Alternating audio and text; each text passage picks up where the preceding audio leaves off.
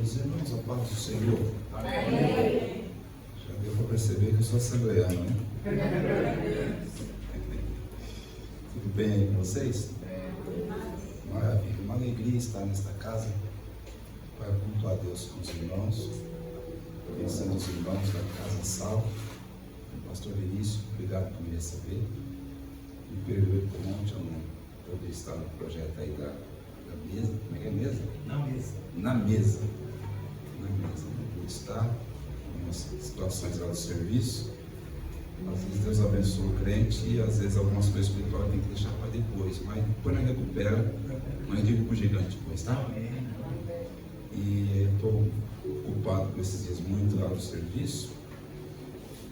Que Deus tem manifestado a sua misericórdia, resolveu prosperar e a gente está cuidando de uma parte lá que precisa ser cuidado. Então, tem dificultado o meu tempo, mas em breve a gente está resolvendo tudo isso, em nome de Jesus. Obrigado por me receber, obrigado a todos os pastores, né, que estão aqui, os irmãos do grupo de louvor, os irmãos da sua esposa, a família da Casa Sal, alguns irmãos eu conheço, né, como aqui a irmã Eliette. O que você está fazendo aqui, Eliette? Conheça, né? Ali está também a irmã do irmão Mauro, Eliane, a Bíblia. Também a Cíntia. Cíntia está mais calma, a Cíntia está brava ainda. Já acalmou, Mauro? Porque os anos passaram. O Mauro disse: Cíntia é brava. Mas tem uma coisa: se andar num perfil com ela, não tem nada de bravo, né? Aí se torna um doce. Deus te abençoe, viu, Cíntia? Deus abençoe o Mauro. Nós congregamos uma época, eu fui pastor deles, ali na Ponte Rasa, e nós começamos também um trabalho lá. E foi bom porque assim, eu com a esposa e 6 filhos. Aí chega Mauro, Cíntia, mais 4 filhos, né? Só aí já deu um grupo de crianças. Aí depois a irmã da Cíntia também, que trouxe a menininha também, né?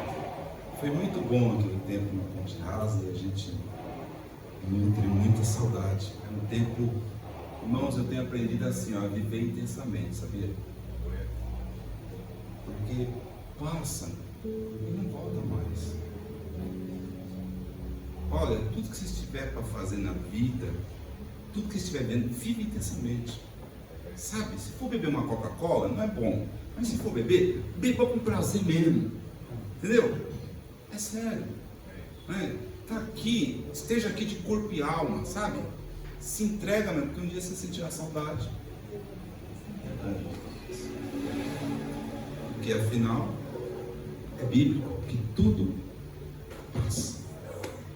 Então, vive intensamente a sua mocidade, a sua juventude, a sua força, tudo, porque tudo passa. Bom, gente, dadas essas palavras, vamos ler um texto bíblico? Vou deixar aqui para a meditação dos irmãos. Gênesis 39. Gênesis 39. Glória a Deus.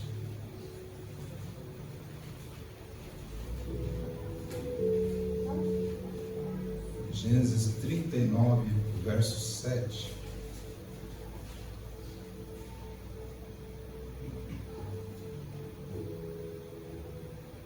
Amém, gente? Diz assim o texto bíblico: E aconteceu depois destas coisas, que a mulher do seu senhor pôs os seus olhos em José e disse: Deita-te comigo. Porém ele recusou e disse à mulher do seu senhor: Eis que meu senhor não sabe do que há em casa comigo, e entregou em minha mão tudo que tem. Ninguém é maior do que eu nesta casa, e nenhuma coisa me vedou, senão a ti, porque tu és sua mulher. Como, pois, faria eu este tamanho mal e pecaria contra Deus? Amém, gente? Amém. Queridos irmãos, o texto que usaremos como pano de fundo para a mensagem desta noite, ele conta a respeito de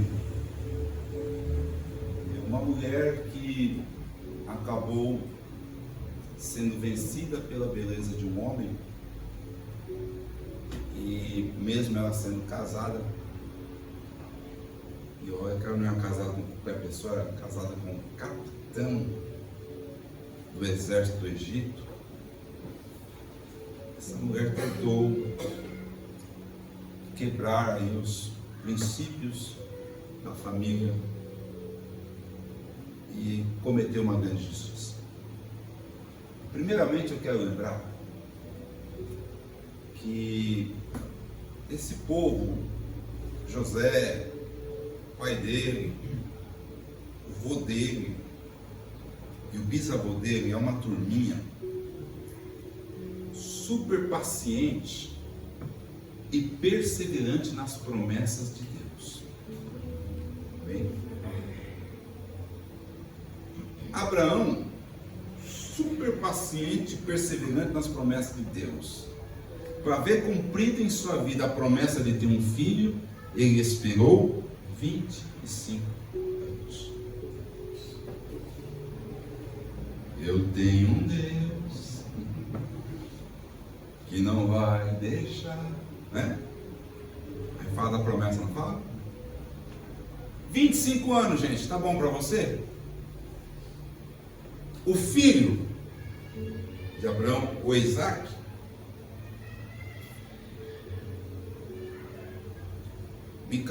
casou com 40 anos. A mãe dele morreu, tinha 37, ele casou com 40. Ele esperou 20 anos em oração para Deus dar um filho. Já está melhor que o pai, né? E o José, esse rapaz aqui, ele esperou 22 anos para Deus cumprir na vida dele o sonho que Deus deu a ele. Na verdade, nós temos uma fala meio equivocada em dizer assim, o sonho de José. Na verdade, não foi sonho de José. Foi o sonho que Deus deu a José. Foram 22 anos esperando. Mas quanto tempo vocês estão esperando? As promessas de Deus. Tá bom para você essa escala? 25, 22, 20? Vocês estão vendo como a gente é um pouco apressado? E isso tem produzido uns profetas que são profetas assim, sabe? Parece que eles são uns profetas Deus, do Archa. O único que foi capaz do Archa é o próprio Deus, irmão. Mais ninguém. Aleluia. Alguns outros profetas, sim, se cumpriram instantaneamente o que falaram, porque falaram baseados numa inspiração. Não foi sentimento. Mas os profetas de hoje é mais sentimento. É a vontade de ver alguém curado para ganhar likes. Mas vamos lá. Nós temos então aqui uma turma de gente paciente e perseverante. Repita comigo: paciente e perseverante. Você pode olhar para alguém e dizer, você também é assim? Pode.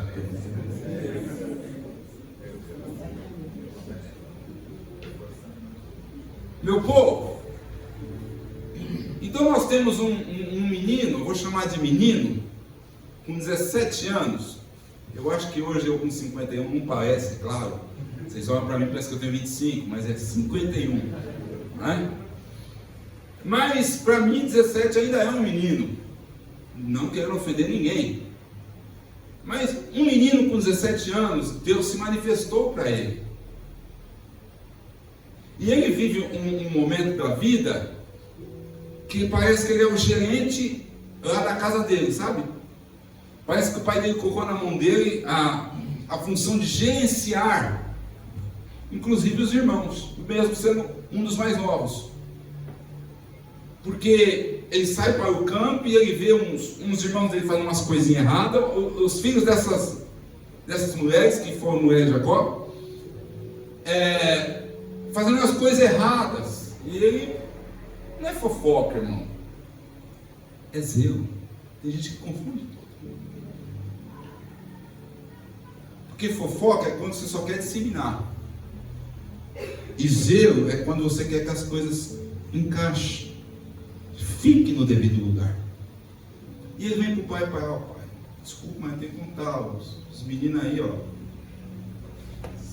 está fazendo isso, está fazendo, entendeu? E isso, por não entender zelo, irmão, quem é zeloso sofre, porque nem todo mundo é zeloso. Na verdade, tem muita gente que é ceboso, e tem pouca gente que é zeloso. Aqui eu já percebi que os irmãos são zelosos. Eu percebi, eu não sou cego. Eu vi aqui os detalhes. Entendeu? Então, os que são zelosos sofrem, porque os cebosos não estão nem aí. Mas o zeloso quer as coisas no lugar, sabe? E nessa pegada, ele tem que contar para o pai. Os irmãos, em vez de se consertar, se revoltam com ele. Aí ele vai viver a experiência com Deus, de Deus falar com ele o que vai fazer no futuro, através de sonhos. E ele, em sua pureza, estamos falando de um menino de 17 anos, gente. E não comparamos menino de 17 anos dessa época com o menino de 17 anos de hoje. Nós temos aí um abismo cultural muito grande. Então, na sua pureza, ele vai contar para o pai: pai, eu sonhei um negócio aqui, pai, eu vou contar para você. E o burburinho passa ali, os irmãos que ouviram vão se enfurecendo. Passa uns dias, ele tem outro sonho. Pai, eu tive outro sonho, pai, eu vou contar para você. E conta lá para o pai, os irmãos ficam sabendo, pronto. A inveja possui o coração dos irmãos. Como eu disse ao Senhor, José parece que é uma espécie, né, ele gerencia a casa, a família, os irmãos. Os irmãos saem para o campo para levar os animais, para as pastagens e tal. E esse negócio, a gente precisa ver com calma o texto, porque não é uma coisa rápida, sabe? Às vezes eles ficavam dias fora de casa. Bate a preocupação do pai. O pai chama José, fala: José, vai atrás dos seus irmãos. A gente sabe, né? Você deve estar perguntando alguma coisa com ele. Vai lá ver como é que está a situação. Eles devem estar em Siquém, onde já teve um problema lá atrás, Gênesis 35, se não me engano. Eles devem estar lá em Siquém, vai lá. Ele vai lá, chega lá, nada. Ainda procurando, alguém encontra ele, percebe que está perdido. Diz: que foi, José? Eu estou procurando meus irmãos. Rapaz, eles disseram para mim que iam para Dotã. É uns 40 quilômetros. Lá que vai José atrás dos irmãos. Na inocência, na pureza, vivendo vida de filho, em obediência ao pai, servindo o seu pai, e não imaginando que a injustiça estava batendo na sua porta. Na pureza, sem maldade alguma, rapaz. José não imagina o que está passando no coração dos irmãos, não é dos inimigos, é dos irmãos. E quando José vem chegando, um cutuca o outro, fala: quem está vindo aí? O sonhador mor. Vamos matá-lo!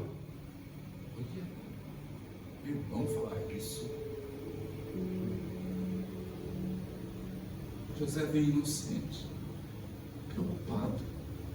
Tem dias que ele está procurando, porque um pai pediu para ele ir atrás de notícia dos irmãos.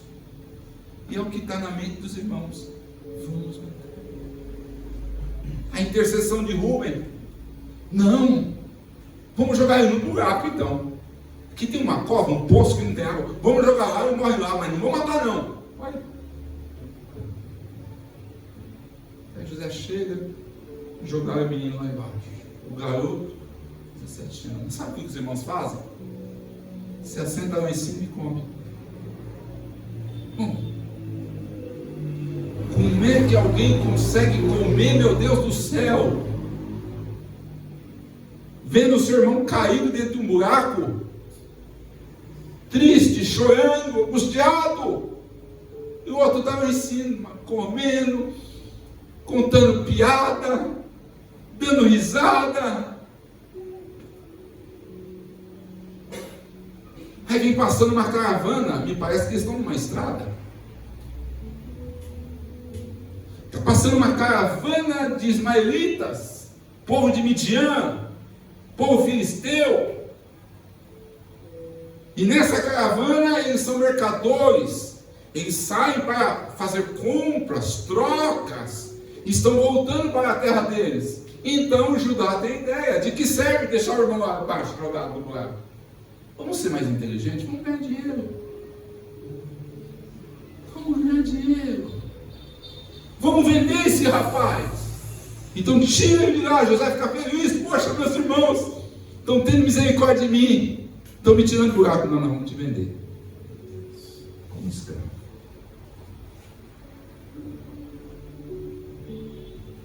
Bom, sem brigar, sem discutir, pacificamente ele se entrega. 20 moedas de prata. Só que aí, irmãos, eles precisam criar uma cena para se autoproteger, para se defender. Então eles tiram uma roupa que o pai tinha feito para José. É claro que a gente não sabe ao certo se o próprio pai confeccionou ou mandou fazer. Mas era a veste que o pai tinha dado para José. Uma túnica de diversas cores, não comum para a época. E só José entre os irmãos tinham, porque José é o filho do coração de Jacó. Eles pegam aquela veste, tiram, e o moço é vendido como escravo e pelado. Rasgam a veste, matam um cabrito, molham no sangue e traz para o pai. Pai, e está José? O pai, mas encontramos isso aqui no caminho. Será que é de José, pai? Mas sim, se eu tivesse lá. Se eu tivesse lá. Sim, como não desce pessoa cínica? Como não desce? Plantando uma cena de crime, para se verem livres do crime que cometeram. Maldosos, miseráveis, demoniados. Pentecostal já fala assim, né? Demoniados. Pai, olha aqui, pai. Jacó, irmão, não tem nem compaixão do próprio pai. Enganando o próprio pai com mentira. Pai, o senhor reconhece? Isso aqui fui eu que dei para ele. Isso aqui é do meu filho José. E Jacó começa a chorar, achando que o filho foi despedaçado por algum animal. Estava morto.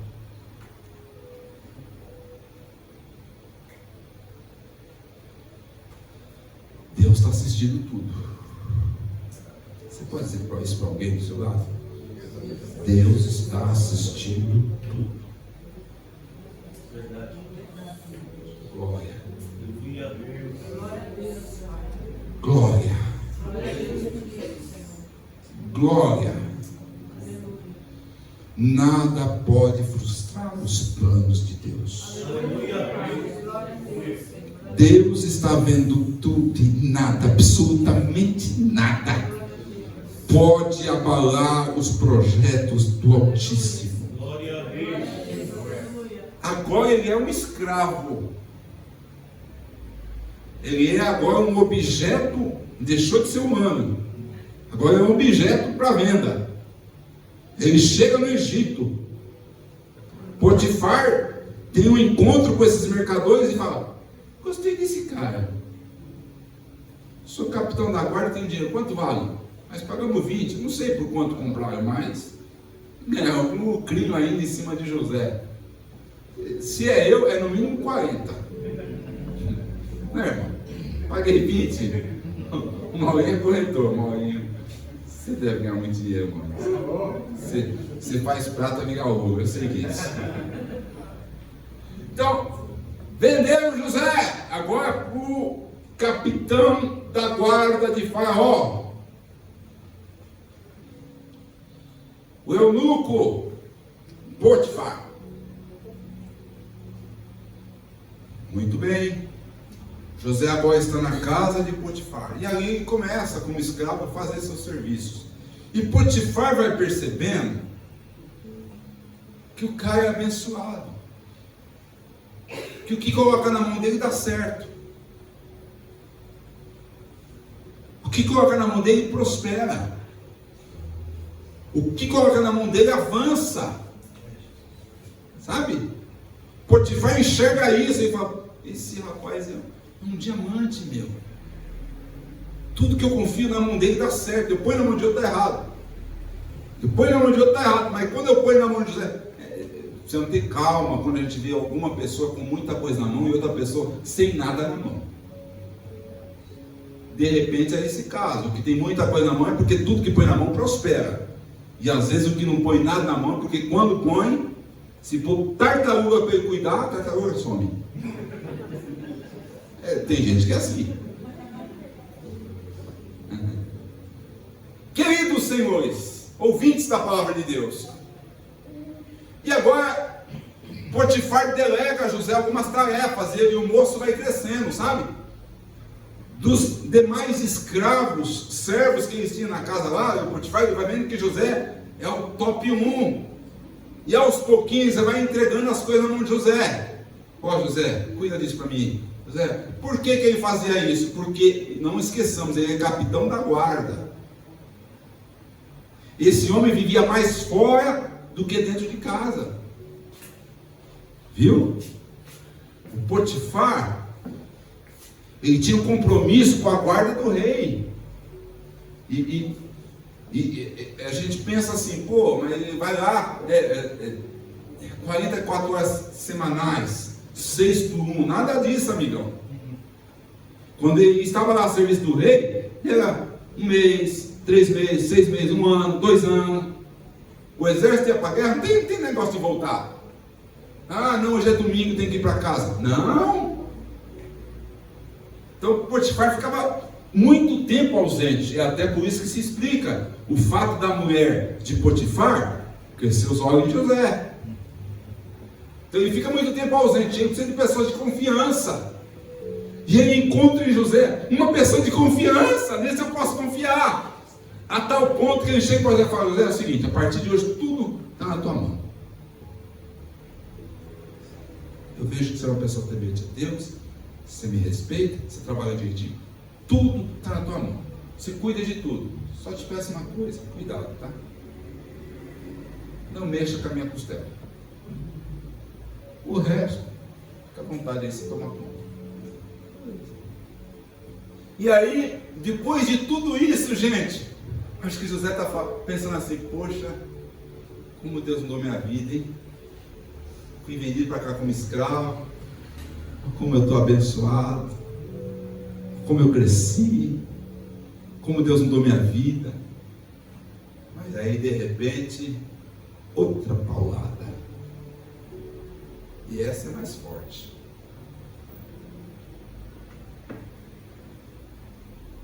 Passado tudo isso, diz o texto que eu li, a mulher de Potifar, vendo que ele era bonito de vista, é bonito de rosto e bonito de corpo, o cabra era caprichado.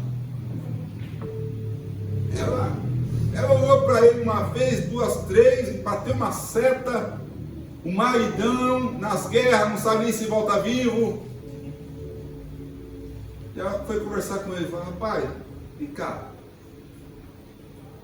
vamos fazer algumas coisas? Que coisa? Aquilo lá. Não. Ah, vem, vamos namorar? Não, senhora. A senhora me perdoe. O seu marido confiou tudo na minha mão. Questão de lealdade. E confiou tudo na minha mão. Ele só pediu uma coisa para mim: não mexer com você. Me desculpa, senhora. Não dá. Ela fez isso uma vez, deu errado. Fez duas, deu errado. Fez três, deu errado. E ela continuou insistindo, pensando que o rapaz ia ceder. Mas o rapaz não cede. Ele continua se portando, sabe o seu lugar. Até então, que ele vem um dia lá na casa trabalhar, e não tem mais ninguém, ó. Só a dita cuja. E ela sabe disso. Aí deu no que o sapo queria, né? Ela vai até ele e fala: oh, é hoje, rapaz, estamos sozinhos aqui. Hoje vai ser até com trilha sonora, vai, nós dois. Não. Eu já disse para a senhora, tira isso da sua cabeça. Parece que eu imagino, sabe, irmão? Eu sou crente. Eu sou da casa de sal.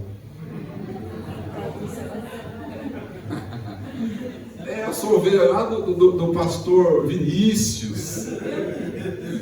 Eu congrego lá no Hermelino. Eu tomo ceia. Eu faço a obra de Deus. Não, senhora, só está mexendo com a pessoa errada. Isso não é para mim, não, essas coisas. E a mulher insiste, ele diz não. E ela insiste, ele diz não. Até que ela avança. Até o ponto que consegue tirar a roupa dele. E ele, percebendo que não há muito o que fazer, ele pega e corre mesmo sem roupa. Aí que se manifesta o cão, irmão. Começa a gritar. Já viu mulher gritando?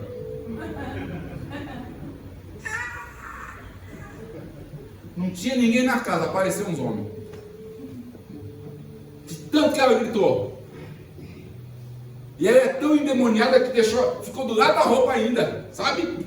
Tipo assim, estou passando mal.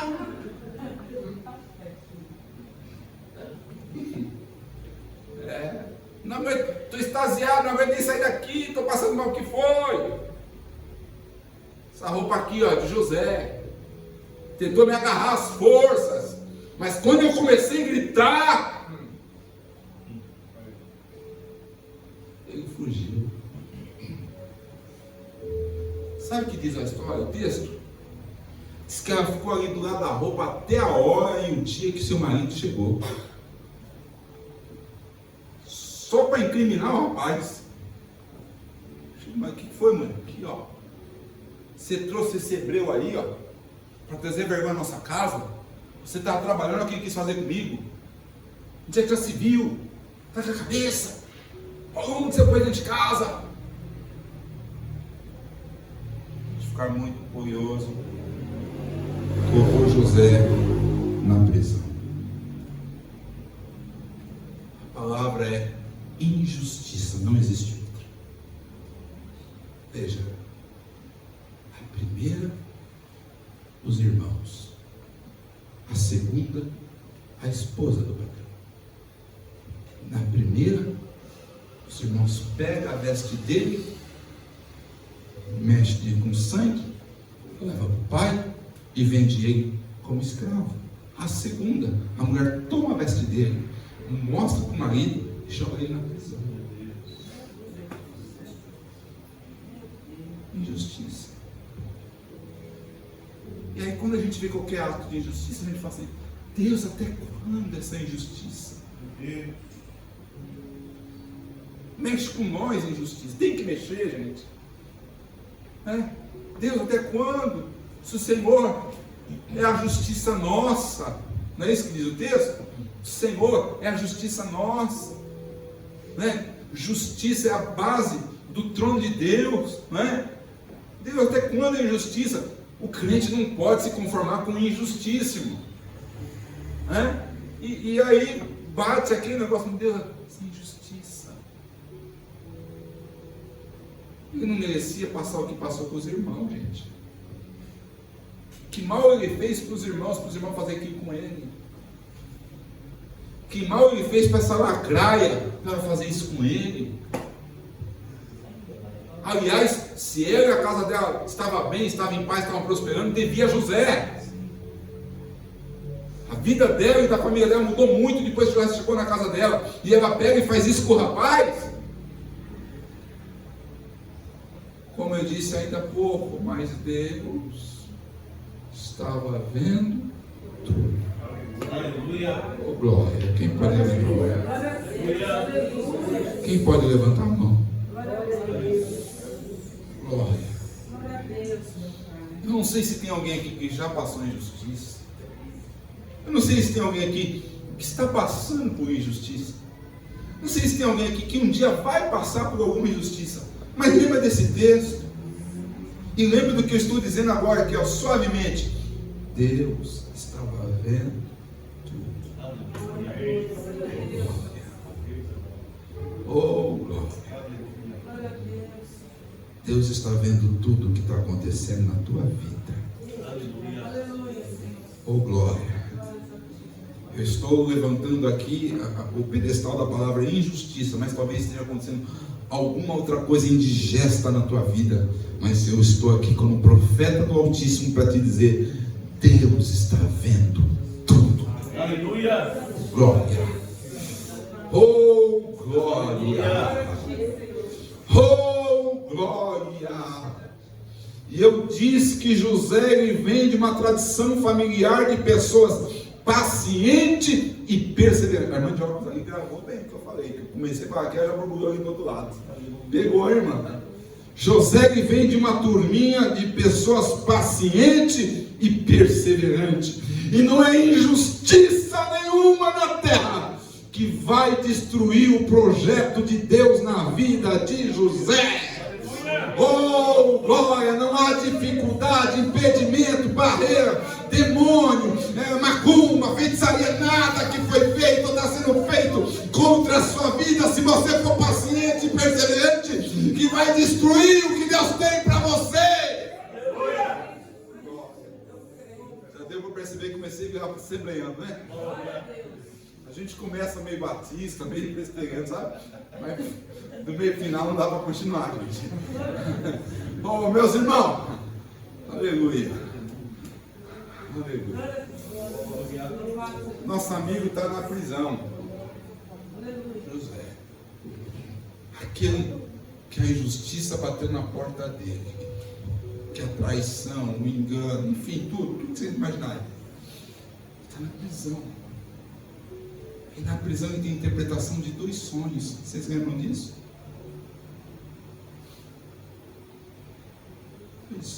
2 anos na prisão lá.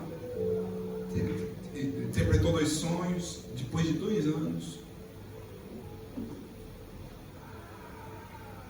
Na verdade, ele até pediu ajuda para um dos que seriam beneficiados pelo sonho na prisão. Né? O copeiro falou: rapaz, quando você estiver na bênção, lembra Deus, tá? O cara falou: pode deixar, mano. É nóis. É nóis o quê? Tem gente quando a vitória chega, né, irmão?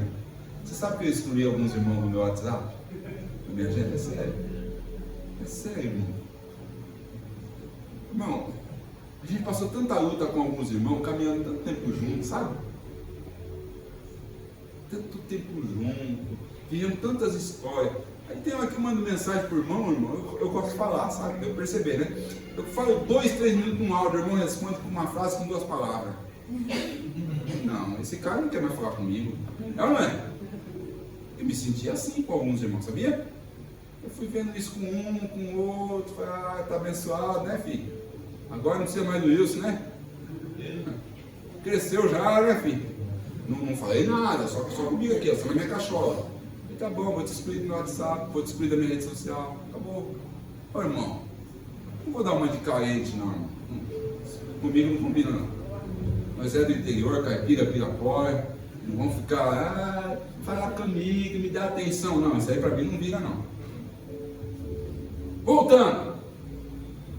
O amigo que José foi amigo de prisão, 2 prisioneiros, que José interpretou o sonho, que ficou na bênção, passou 2 anos, se esqueceu José durante esses 2 anos.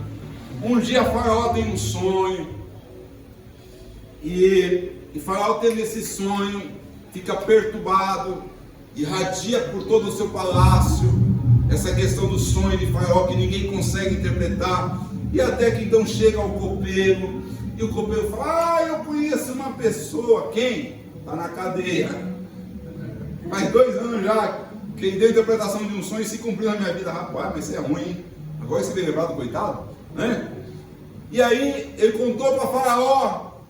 Faraó mandou chamar José. José saiu da cadeia para conversar com o Faraó. E Faraó conta o sonho, e José interpreta o sonho. E agora o injustiçado, aleluia, 13 anos vivendo em injustiça,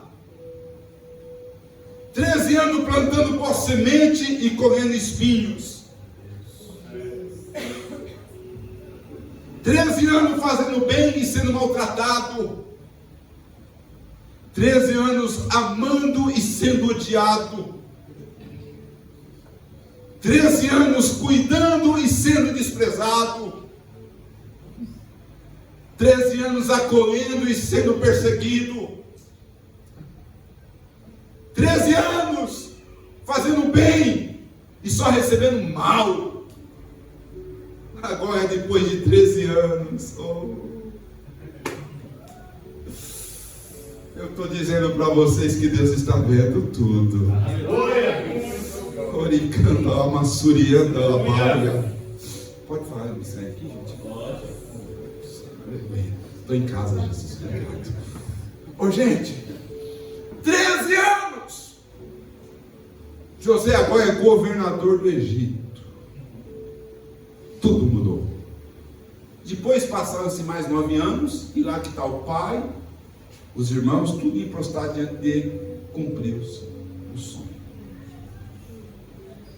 Senhores, vem comigo aqui. Com 28 anos, José interpretou 2 sonhos na prisão, certo? O do copeiro e do padeiro. Cumpriu ou não cumpriu? Sim. 2 anos depois, com 30 anos, José interpretou o sonho de Faraó, certo? Cumpriu ou não cumpriu? E quando ele tinha 17 anos, que Deus deu o sonho para ele, flutue comigo nessa inspiração. Vocês acreditam que Deus já tinha dado para ele também a interpretação? Oh, glória. O texto não diz, mas não dá para mim não achar que José não sabia de nada. O texto não mostra que José teve a interpretação do seu próprio sonho, não mostra. Mas, irmão, se ele interpretou 3, você acha que ele não interpretou 4? Agora vem cá. Com o sonho, promessa. Com a interpretação, certeza. Ele ia sair deste projeto. Glória. Deus já falou com você. Você já sabe o que Deus tem para a sua vida. Aleluia. A semente já foi plantada, não tem jeito. Isso aí o diabo não consegue tirar de nós. Já tem semente aqui dentro. Oh, glória. Já tem semente aí dentro de você. Talvez você esteja distante de ver se cumprir, mas a semente já está dentro de você. Glória. Eu só quero dizer uma coisa: o Deus de José não mudou, gente. Aleluia. E às vezes a gente tem que passar assim algumas situações, algumas coisas, mas vamos ficar na linguagem dos pentecostais: Deus está trabalhando. Oh, glória. Não importa o que você está vivendo hoje, agora, o importante é a chama que está no teu coração. O propósito de Deus para a sua vida está de pé. Deus não desistiu de você. Eita glória, aleluia. Deus não desistiu do projeto, do propósito para a sua vida. E o que você está passando faz parte. Mas fica tranquilo que o teu dia vai chegar. Quem recebe essa palavra? Fique de pé por vontade. Se o pastor eu nem perguntei quantos minutos, nem perguntei que hora termina, se eu passei, se foi pouco.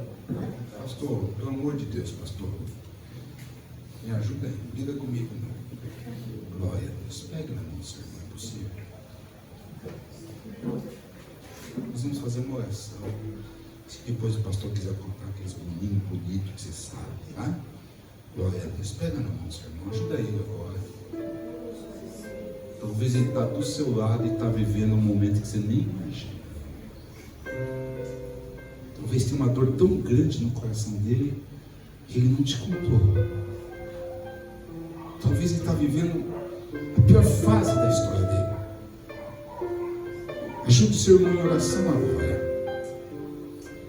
O Deus de José me trouxe aqui nessa noite para dizer que não importa se uma semana, se um mês, um ano, 10 anos, tua vitória vai chegar. Ele não mentiu para você.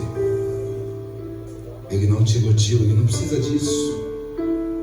Ele não te enganou.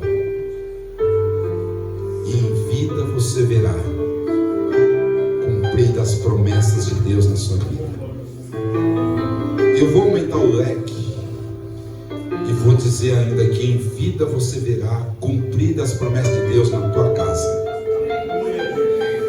Vou aumentar o leque e direi que em vida você verá cumpridas as promessas de Deus na tua família.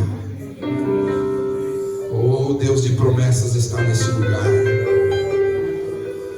A estrada é espinhosa, os dias são difíceis, as intempéries acontecem, mas Deus te manterá vivo e de pé. Deus te dará saúde, e você vai contemplar com os teus olhos e vai dizer: aquele que prometeu foi fiel.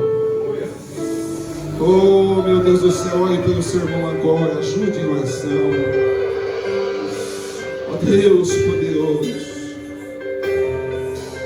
eu não sei o que a tua igreja passa, eu não sei o que os teus filhos estão vivendo, mas eu sei que tu és o Deus de promessas. E eu sei que os teus olhos estão sobre o seu povo. Eu tento ajudar meus irmãos agora com esta palavra, fortificando-os na fé e dizendo para eles serem pacientes e perseverantes, como foi José, como foi Isaac, como foi Abraão, porque eles verão